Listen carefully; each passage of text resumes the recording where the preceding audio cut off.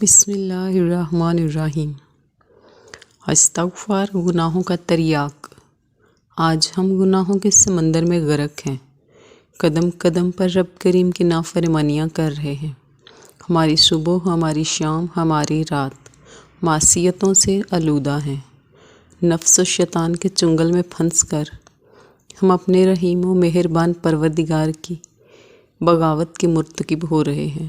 دنیا کی محبت نے ہمیں آخرت سے غافل کر رکھا ہے۔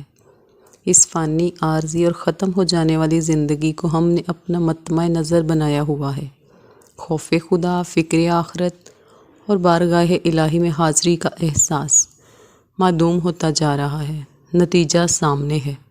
کثرت ذنوب نے ہم پر آفات و بلیات اور مصائب و آلام کے وہ پہاڑ توڑے، الامان والحفیظ۔ حالانکہ کتاب و سنت ہمیں اس بات سے آگاہ کرتے ہیں کہ انبیاء کرام صلوات اللہ علیہم اجمعین کے علاوہ کوئی فرد یا بشر معصوم نہیں۔ ہر انسان سے خطا، لغزش اور غلطی کا صدور ہو سکتا ہے، لیکن بہترین خطا کار وہ ہے جو اپنے کیے پر نادم و شرمسار ہو، جسے اس حقیقت کا احساس ہو کہ میرا بدعمل فہم محفوظ کر لیا گیا اور میرا رب مجھ سے اس بارے میں یقیناً پوچھے گا۔ یہی وجہ ہے صاحبان ایمان کو بار بار گناہوں کے تریاق کی طرف متوجہ کیا گیا۔ قرآن کریم کی بہت ساری آیات مبارکہ توبہ و استغفار کی اہمیت بیان کرتی ہیں۔ سینکڑوں احادیث مبارکہ میں انابت اور رجوع الہی پر روشنی ڈالی گئی۔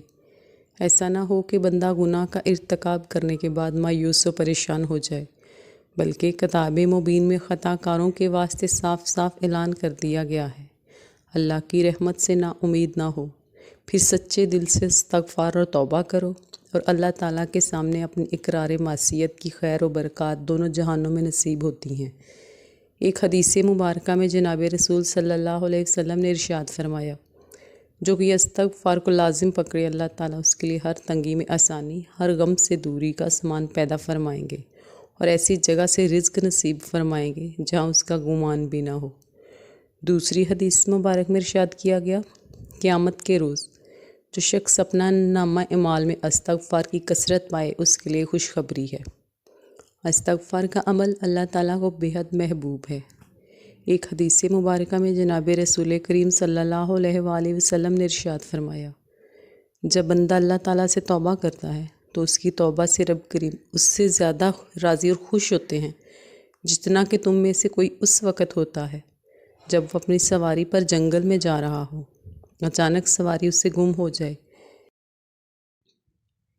اس حال میں کہ اس پر اس کا کھانا پینا بھی رکھا ہو، اور وہ اس کی واپسی سے مایوس ہو جائے اور ایک درخت کے سائے میں آ کر لیٹ جائے۔ ابھی وہ اس حال میں ہو کہ دفتن دیکھے، وہ سواری اس کے پاس کھڑی ہے، بس وہ اس کی لگام تھام لے، پھر مسرت و شادمانی کے عالم میں یہ کہہ اٹھے، اے اللہ، آپ میرے بندے اور میں آپ کا رب، یعنی خوشی کے باعث غلط جملہ کہہ دے۔ جناب رسول صلی اللہ علیہ وسلم نے اپنے مبارک عمل سے بھی امت کو استغفار کی طرف متوجہ فرمایا ہے۔ ایک حدیث میں ارشاد ہے، اے لوگو، اللہ کے سامنے توبہ کرو، بے شک میں بھی دن میں 100 مرتبہ توبہ کرتا ہوں۔ صحیح مسلم۔ حضرت عبداللہ بن عمر رضی اللہ تعالیٰ عنہ فرماتے ہیں کہ ہم ایک مجلس میں 100 مرتبہ استغفار پڑھا کرتے تھے۔ بعض لوگ یہ کہتے سنائی دیتے ہیں کہ ہم توبہ کے باوجود گناہوں سے باز نہیں آ رہے، تو پھر ایسی توبہ اور ایسے استغفار کا کیا فائدہ؟ حالانکہ حدیث مبارکہ میں جناب رسول اکرم صلی اللہ علیہ وآلہ وسلم نے ارشاد فرمایا، جو شخص استغفار کرتا رہے اسے گناہ پر اصرار کرنے والا نہیں سمجھا جائے گا، اگرچہ دن میں 70 مرتبہ وہ اس گناہ کا ارتکاب کیوں نہ کرے۔ سنن ابی داؤد۔ مذکورہ حدیث مبارکہ کی تشریح میں علماء حضرات فرماتے ہیں، گناہ پر اصرار کرنے والا وہ ہے جو استغفار نہ کرے اور گناہ پر شرمندہ بھی نہ ہو۔ ابن الملک فرماتے ہیں، جو کوئی معصیت و گناہ کا کام کرے اور اس کے بعد استغفار کر لے اور اظہار ندامت سے کام لے، وہ برائی پر اصرار کرنے سے نکل گیا۔ گناہوں پر شرمسار ہونا، اپنے لغزش کا اقرار کرنا اور اپنے جرم کا اعتراف کرنا وہ مبارک و بابرکت عمل ہے جس کا توڑ شیطان کے پاس نہیں۔ امام عزائر رحمۃ اللہ علیہ فرماتے ہیں، ابلیس نے اپنے چیلوں سے کہا، تم انسانوں کو کس طرح گمراہ کرتے ہو؟ وہ کہنے لگے، ہم ہر طریقے اور ہر جہت سے انہیں گمراہ کرتے ہیں۔ ابلیس نے جواب میں کہا، کیا استغفار کے بارے میں بھی تم نے انہیں گمراہ کیا ہے؟ یہ سن کر ابلیسی گماشتوں نے کہا، استغفار تو وہ عمل ہے جو توحید باری تعالیٰ کے ساتھ جڑا ہوا ہے، اس پر ہمارا زور کیسے چل سکتا ہے؟ ابلیس نے کہا، میں انسانوں کے درمیان ایسی چیز پھیلاؤں گا جس پر انہیں استغفار کرنے کی نوبت نہیں آئے گی۔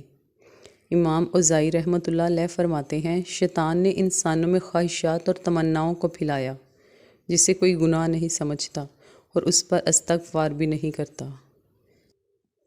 حضرت ابو سعید خضری رضی اللہ تعالیٰ عنہ کی روایت ہے کہ نبی کریم صلی اللہ علیہ وسلم نے ارشاد فرمایا، بے شک شیطان نے حق تعالیٰ سے کہا تھا، اے میرے رب، تیری عزت کی قسم، میں ہمیشہ تیرے بندوں کو گمراہ کرتا رہوں گا جب تک ان کی روحیں ان کے جسموں میں موجود رہیں گی۔ جواب میں اللہ رب العالمین نے ارشاد فرمایا، میری عزت کی قسم، میرے جلال کی قسم، میرے بلند مرتبے کی قسم، جب تک میرے بندے مجھ سے مغفرت طلب کرتے رہیں گے میں انہیں معاف کرتا رہوں گا۔ آخر میں سمجھنے کی اہم بات یہ ہے کہ توبہ کی 3 شرائط ہیں۔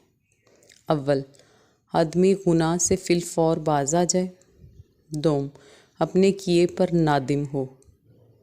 سوم، آئندہ اس گناہ کو نہ کرنے کا پختہ ارادہ کرے۔ اگر مذکورہ باتوں میں سے کوئی ایک بھی کم ہو تو توبہ نامکمل رہے گی۔